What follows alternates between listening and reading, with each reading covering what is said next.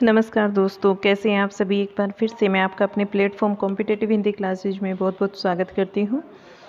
आज हम करने वाले हैं इसके अंतर्गत जीके जीएस से संबंधित जितने भी हमारे क्वेश्चंस हैं टीचिंग एग्ज़ाम को लेकर, उन्हीं की हमारी सीरीज चल रही है। और आज की जो हमारी क्लास होगी वो पार्ट 4 होगा।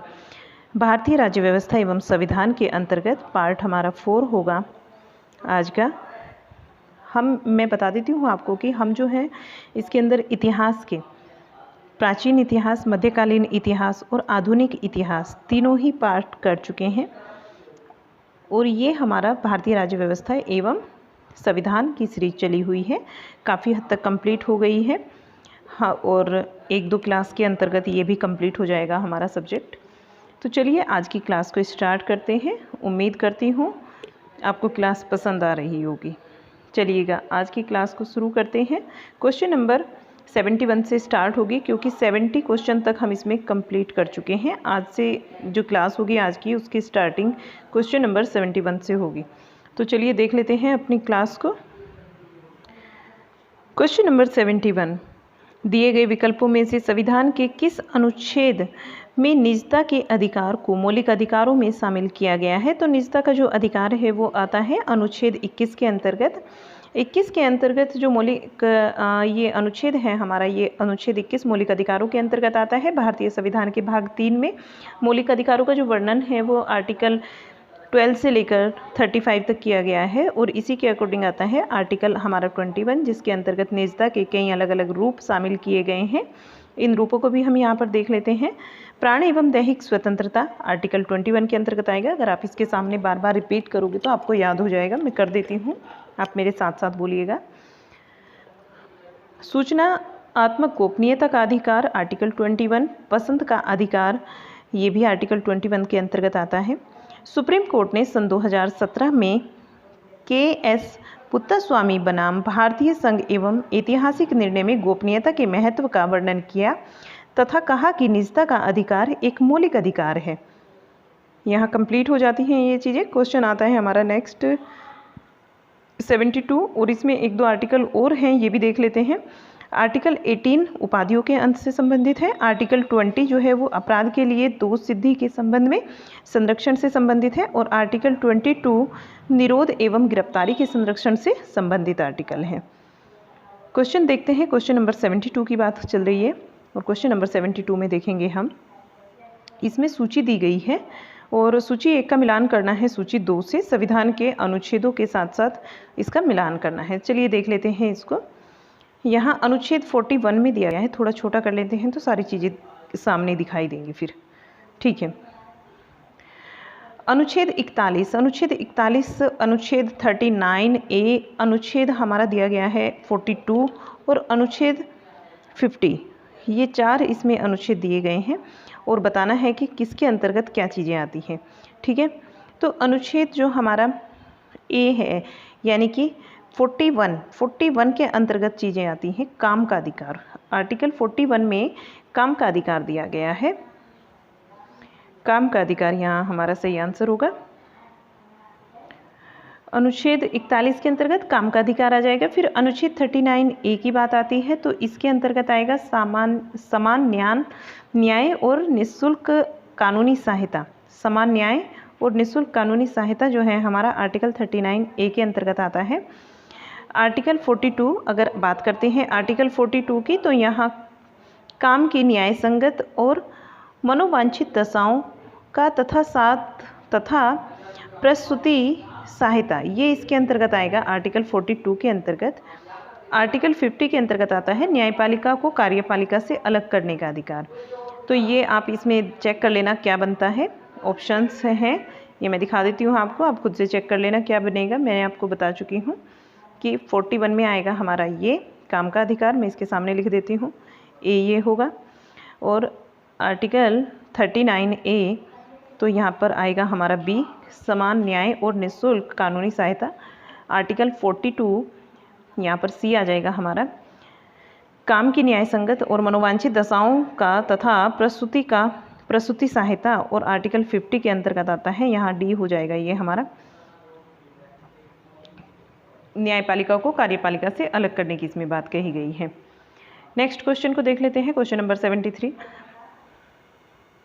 क्वेश्चन नंबर है 73, इनमें से कौन सा भारतीय संविधान के भाग 3 का हिस्सा नहीं है? भाग 3 का हिस्सा कौन सा नहीं है ये हमें बताना है। कार्यपालिका से न्यायपालिका का पृथक्करण भाग 3 का हिस्सा। भाग 3 में क्या है आपको मालूम है? भाग 3 के अंतर्गत क्या है?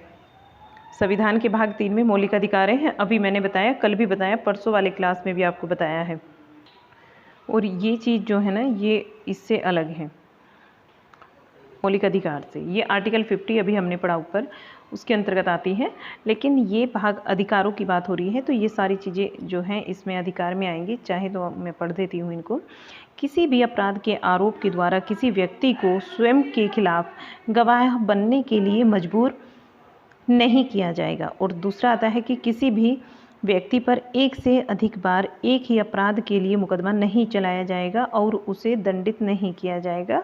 डी में है कि कुछ स्थितियों में गिरफ्तारी और नज़रबंदी के खिलाफ संरक्षण, इसकी बात कही गई है। नेक्स्ट क्वेश्चन देख लेते हैं हम। अगला जो हमारा क्वेश्चन होगा ये यहाँ पर होगा, यहाँ, ठीक है। क्वेश्चन नंबर 74, भारत के संविधान के निम्नलिखित विवरण को उनके भागों से मिलान करना है। जो भी आपका दिया गया है कि नीति निर्देशक तत्व किसके अंतर्गत आते हैं, नागरिकता भाग 2 के अंतर्गत है। नागरिकता का जो ये है अधिकार वो भाग 2 के अंतर्गत आता है। मौलिक अधिकार, मूलभूत अधिकार जो है वो भाग 3 में ही है। और नीति निर्देशक तत्व जो है वो भाग 4 के अंतर्गत आते हैं, ठीक है। तो यहाँ पर हमारा ए होगा, ये आपका मौलिक अधिकार यहाँ पर आपका ए ही हो जाएगा, यहाँ आपका सी और ये होगा आपका बी, ऐसे चलिएगा। नेक्स्ट क्वेश्चन, ये तो बता चुकी हूँ मैं, इसमें ऐसा कुछ नहीं है। यहाँ देखिएगा, सूची 1 का मिलान करना है सूची 2 से। प्रथम अनुसूची के अंतर्गत क्या चीज़ें आती हैं, छठी सूची में क्या है और 10वीं अनुसूची में क्या है। 10वीं में दल बदल वाली बात कही गई थी, तो दल बदल देखिए और 10वीं देखिए, एकदम से इसको लगा दीजिएगा। यहाँ आप लगा सकते हैं। और आप चाहे तो पहली अनुसूची में भारत जो है वो राज्यों का संघ होगा, ये वाली बात भी कही थी। 10वीं अनुसूची में दल बदल वाली बात हुई थी। 5वीं और छठी अनुसूची में क्या क्या बातें हुई हैं इनको भी देख लीजिए। छठी अनुसूची जो है इसमें जनजाति की बात की जा रही है और 5वीं अनुसूची में अनुसूचित क्षेत्रों की, 5वीं अनुसूची में अनुसूचित क्षेत्रों की बात की जा रही है। छठी अनुसूची जनजातीय क्षेत्र और प्रशासन के प्रावधान के लिए, ये आपका ऐसे ठीक हो जाएगा। चलिएगा अगला क्वेश्चन देख लेते हैं। अगला जो हमारा क्वेश्चन होगा, यहाँ देखिए, आप यहाँ पर इसको देख सकते हैं व्याख्या को। पहली अनुसूची भारत के राज्य एवं संघ क्षेत्र। 5वीं जो अनुसूची है वो अनुसूचित क्षेत्रों और अनुसूचित जातियों जनजातियों के प्रशासन क्षेत्र तथा नियंत्रण का प्रावधान। छठी अनुसूची में जनजातीय क्षेत्रों के प्रशासन के लिए प्रावधान और 10वीं अनुसूची में दल बदल के आधार पर अयोग्य ठहराने का प्रावधान किया गया है। नेक्स्ट क्वेश्चन देख लेते हैं। क्वेश्चन नंबर 76 होगा हमारा। निम्नलिखित में से कौन सी भाषा संविधान की 8वीं अनुसूची में शामिल नहीं है? तो जो शामिल नहीं है वो है अंग्रेजी। ये क्वेश्चन भी रिपीटेड है। अंग्रेजी भाषा संविधान की 8वीं अनुसूची में शामिल नहीं है।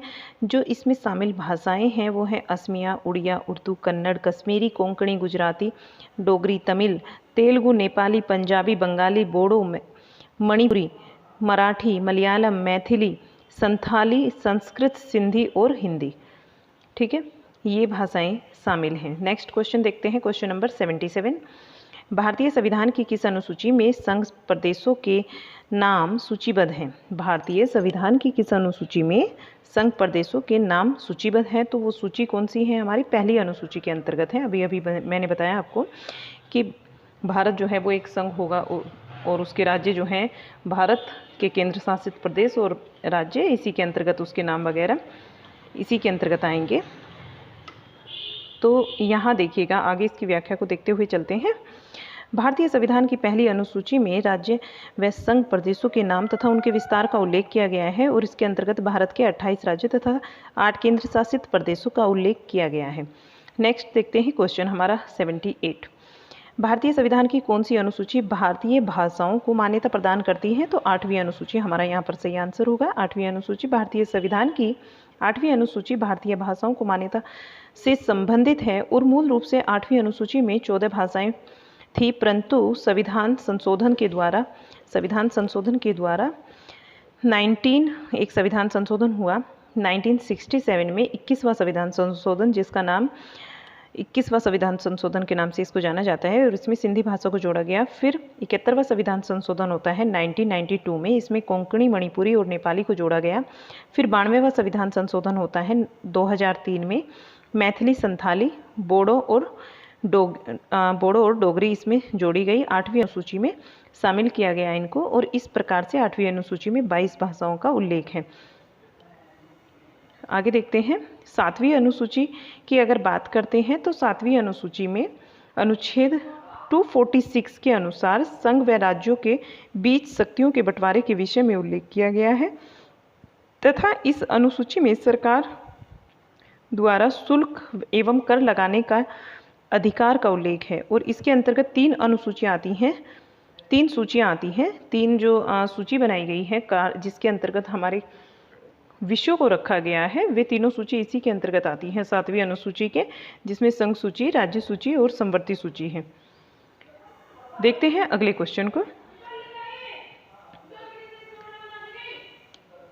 यहाँ देखिए, आप एक बारी इसको भी देखते हुए चलिए। हालांकि ये मैं बता चुकी हूँ आपको 5वीं अनुसूची और 6ठी अनुसूची के बारे में, मैं अभी आपको बताया है लास्ट 2 क्वेश्चन में। चलिएगा, क्वेश्चन नंबर नेक्स्ट है हमारा 79। सर्वोच्च न्यायालय ने हाल ही में निजता को मौलिक अधिकार घोषित किया है और भारत के संविधान के किस अनुच्छेद के अंतर्गत निजता को एक मौलिक अधिकार घोषित किया गया? मौलिक अधिकार आर्टिकल 21, ये भी रिपीटेड क्वेश्चन है, अभी हमने क्वेश्चन नंबर 71 हमारा यही था। नेक्स्ट क्वेश्चन देख लेते हैं, ये कर चुकी हूँ मैं, व्याख्या इसकी बता दी आपको। नेक्स्ट देखिएगा question number 80।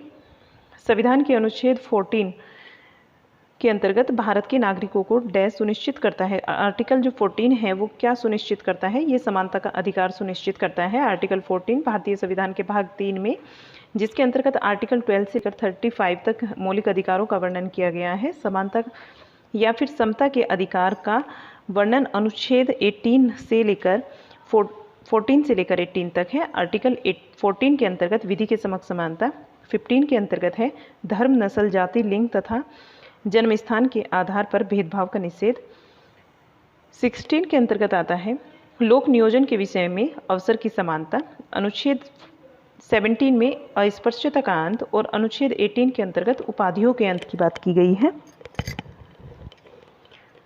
Next question, question number 81। निम्नलिखित में से कौन सा अनुच्छेद भारत में बाल श्रम के उन्मूलन का प्रावधान करता है? तो ये जो उन्मूलन का प्रावधान करता है आर्टिकल हमारा कौन सा अनुच्छेद करता है? तो आर्टिकल 24 यहाँ पर हमारा सही होगा। बाल श्रम के उन्मूलन का प्रावधान करता है आर्टिकल 24, और इसके तहत 14 वर्ष से कम उम्र के बच्चे कारखानों तथा खानों तथा अन्य किसी जोखिम भरे काम पर नियुक्त नहीं किया जा सकता। 14 उम्र से कम के बच्चे को। इसका उद्देश्य कम आयु के बच्चे के स्वास्थ्य एवं जीवन की रक्षा करना है तथा उन्हें शोषण से बचाना है। देखते हैं नेक्स्ट क्वेश्चन को, क्वेश्चन नंबर 82। निम्नलिखित में से क्या भारत के संविधान के भाग 3 का अंग नहीं है? भाग 3 का अंग क्या नहीं है? तो ये न्यायपालिका को कार्यपालिका से पृथक करना। देखिए ऑप्शंस भी सेम टू सेम है, और ऑप्शन की जो सीरीज है 1 2 3 करके वो भी चेंज नहीं हुई, तो हमारा आंसर यहाँ पर ए ठीक होगा। ये भाग 3 का अंग नहीं है, क्योंकि भाग 3 के अंतर्गत जो है वो मौलिक अधिकारों का वर्णन किया गया है। ठीक है, और चलिए इसकी व्याख्या को देख लेते हैं एक बार। न्यायपालिका को कार्यपालिका से पृथक करना भारतीय संविधान के भाग 3 का अंग नहीं है। इसका उल्लेख भारतीय संविधान के भाग 4 में आर्टिकल 50 के अंतर्गत किया गया है। ये भी हम देख चुके हैं ऊपर। भारतीय संविधान के भाग 3 में अनुच्छेद 20 में अपराधों के लिए दो सिद्धि के संबंध में वर्णन है, जैसे कि अनुच्छेद 20(1) के तहत किसी भी व्यक्ति को पूर्व में किए गए कार्यों के लिए बाद में की गई विधि के अंतर्गत दंडित नहीं किया जा सकता। नेक्स्ट है इसमें जो हमारा अनुच्छेद है 20 का पार्ट 2 यानी कि 20 या तो यहाँ पर ख लिखा होगा या टू लिखा होगा या फिर बी लिखा होगा, तो इस तरीके से लिखा होता है। चलिए देखते हैं इसमें क्या है कि इसके तहत किसी व्यक्ति को एक ही अपराध के लिए एक बार से अधिक अभियोजित और दंडित नहीं किया जाएगा। अनुच्छेद 20(3) के तहत किसी व्यक्ति को जो किसी भी अपराध के लिए अभियुक्त हो अपने ही विरुद्ध गवाही देने के लिए बाध्य नहीं किया जाएगा। और नेक्स्ट ये लिखते हैं कि कुछ मामलों में गिरफ्तारी तथा कैद से बचाव अनुच्छेद 22(1) के अंतर्गत ही आता है। नेक्स्ट क्वेश्चन देखते हैं। सूची 1 और सूची 2 का मिलान करना है। आर्टिकल्स और इनसे संबंधित पॉइंट्स इसमें दिए गए हैं, इसको भी कर लेते हैं। देखिए ये क्वेश्चन भी करा चुकी हूँ। जो आर्टिकल 50 है, आर्टिकल 50 की बात हुई है तो वो न्यायपालिका और कार्यपालिका के पृथक्करण की बात इसमें आती है। आर्टिकल 39 की बात करते हैं तो इसमें आएगा हमारा, और आर्टिकल 42 और 41। जो हमारा आर्टिकल 50 है न्यायपालिका और कार्यपालिका के पृथक्करण से संबंधित है। आर्टिकल हमारा 41 आता है काम से संबंधित। आर्टिकल 39A में जो है समान न्याय की बात कही गई है, और आर्टिकल 42 में काम करने के लिए न्यायोचित माननीय स्थितियां और मातृत्व राहत की बात कही गई है। नेक्स्ट देखते हैं अपना क्वेश्चन। अगला क्वेश्चन देखते हैं। तो क्वेश्चन नंबर हमारा 84 होगा। इसकी व्याख्या मैं करा चुकी हूँ आपको पहले भी, और अभी भी इसमें ऐसा कुछ नहीं है, सिर्फ मैचिंग है जो मैंने आपको बताई है। नेक्स्ट देख लेते हैं क्वेश्चन नंबर 84। भारतीय संविधान का कौन सा अनुच्छेद जम्मू और कश्मीर के लिए एक विशेष दर्जा प्रदान करता है? तो आर्टिकल 370 प्रदान करता है। भारतीय संविधान का अनुच्छेद 370 जम्मू और कश्मीर के संबंध में अस्थायी उपबंध है और यह उपबंध जम्मू कश्मीर को एक विशेष दर्जा प्रदान करता है। आर्टिकल 370 के तहत भारतीय संविधान में वर्णित उपबंध जम्मू और कश्मीर पर लागू नहीं होंगे। जम्मू और कश्मीर भारत का एक राज्य है जिसका अलग संविधान, अलग झंडा है। इसका संविधान 26 जनवरी 1957 को प्रवर्तित किया गया, परंतु वर्तमान में इस प्रावधान को समाप्त कर दिया गया है। नेक्स्ट क्वेश्चन है हमारा क्वेश्चन नंबर 85।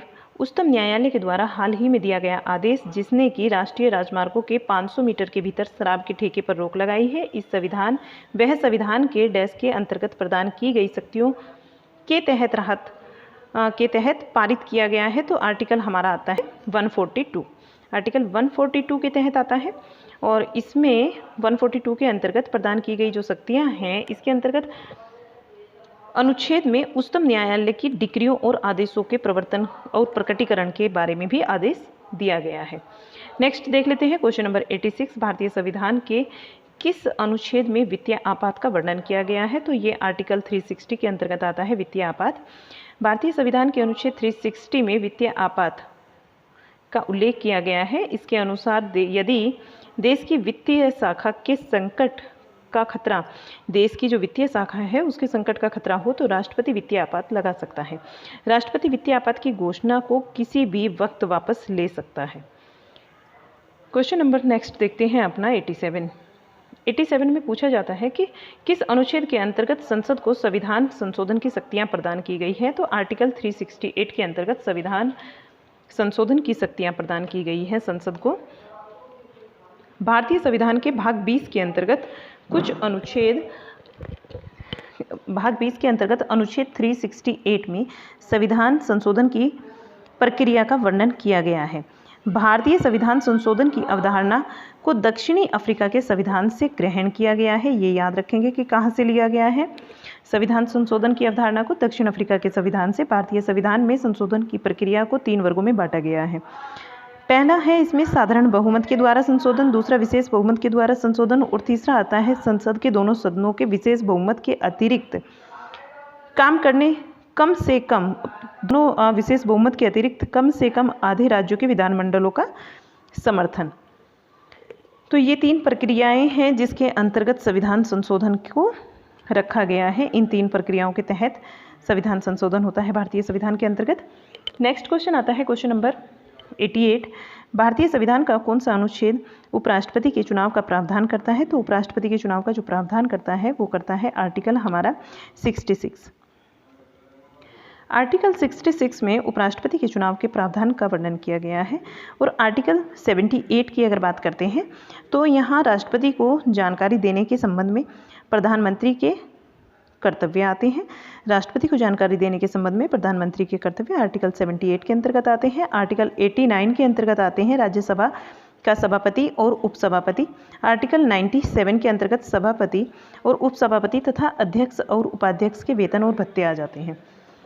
तो यहाँ हमारा ये कंप्लीट हो जाता है। अब आता है हमारा टॉपिक नंबर 4 पार्लियामेंट। पार्लियामेंट को हम करते हैं अगली क्लास में और लेते हैं अब आपसे एक विदा। अगली क्लास में हम पार्लियामेंट को पढ़ने वाले हैं, यहीं से करेंगे क्वेश्चन नंबर 89 से।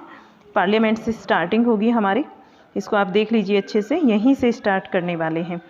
तो चलिए क्लास आपको कैसा लगा, पसंद आया हो तो लाइक शेयर कीजिएगा और चैनल पर अगर नए हैं तो आप सब्सक्राइब कर लीजिएगा चैनल को। मिलते हैं क्लास में नेक्स्ट, बाय बाय।